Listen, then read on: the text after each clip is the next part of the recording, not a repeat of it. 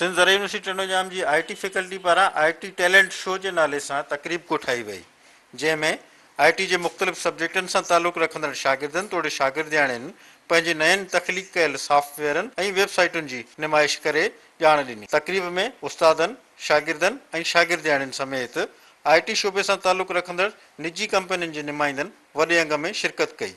इन मौक़े ते शागिर्दनि ऐं program organizer Sindh TV news सां ॻाल्हाईंदे चयो त असांजो पहिरीं कॾहिं अहिड़ो इवेंट शो थियो कोन्हे को, फर्स्ट टाइम असां ॾे इहो इवेंट शो थियो आहे ताकी असांजी IT जेको आहे उहो मथे अची सघे। ईअं लॻंदो हुयो त असांजी IT कुझु बि न आहे।